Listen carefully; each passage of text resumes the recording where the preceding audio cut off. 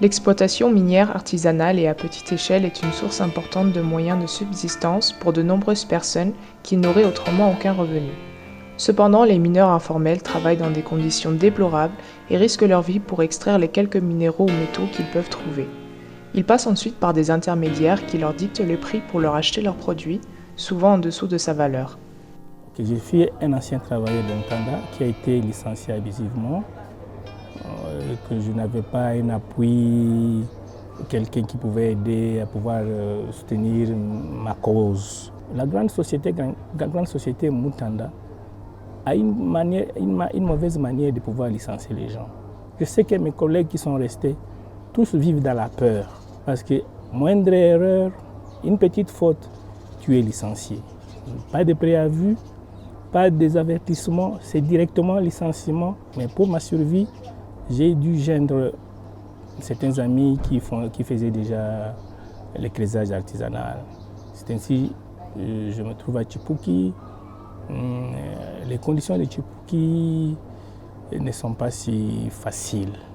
C'est vraiment difficile. Je reviens encore pour dire que les gens travaillent seulement pour les Chinois. Les conditions, la fixation des prix, les balances, c'est eux seuls les Chinois qui le font. Donc, en général, nous travaillons pour les Chinois.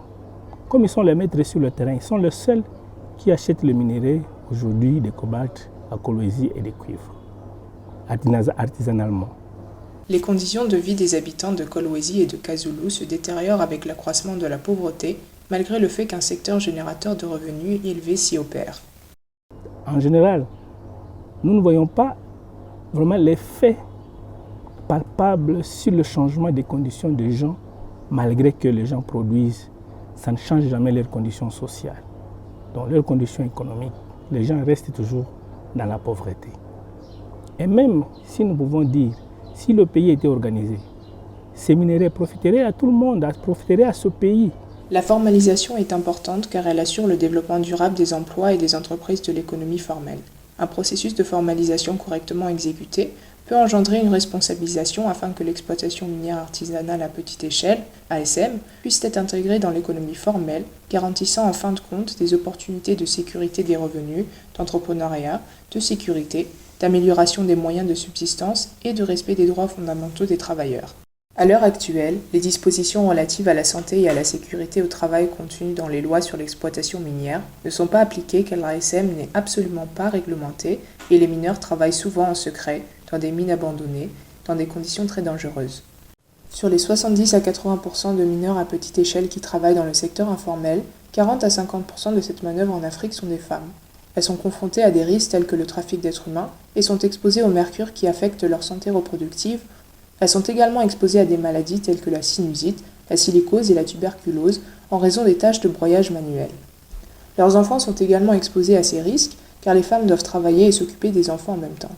Certaines en viennent à amener leurs enfants avec elles au travail. Les femmes qui travaillent sous terre sont confrontées à des formes extrêmes d'harcèlement sexuel, de viol et même de meurtre lorsqu'elles se trouvent dans les puits souterrains. Cependant, les politiques ont tendance à négliger le travail des enfants et les questions du genre. La formalisation du secteur garantirait l'inclusion des femmes travailleuses du domaine minier dans les politiques et les lois. Les syndicats peuvent faciliter les interventions et soutenir l'équité et la responsabilité, en particulier lorsque les femmes sont concernées.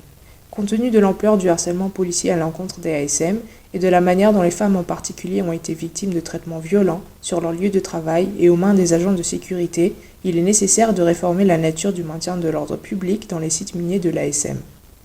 Les femmes doivent pouvoir signaler les crimes et recevoir les soins médicaux et psychosociaux en cas d'agression. Elles doivent avoir accès à des services de santé susceptibles de traiter les maladies chroniques auxquelles elles ont été exposées du fait des opérations d'ASM. Les syndicats peuvent intervenir en intensifiant ou en lançant des campagnes sur le lieu de travail contre la violence et le harcèlement fondé sur le genre, en insistant sur l'inclusion des femmes dans les engagements de l'ASM et l'accès aux ressources. La promotion d'une exploitation minière sûre parmi les mineurs de l'ASM sera un aspect essentiel des interventions dans le secteur.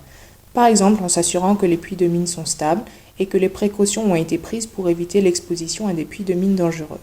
Les syndicats du secteur minier doivent collaborer par le biais d'une solidarité transfrontalière pour atteindre les objectifs en construisant des ponts entre les entreprises industrielles et les organisations de l'ASM, et également entre les organisations de l'ASM et les mineurs eux-mêmes.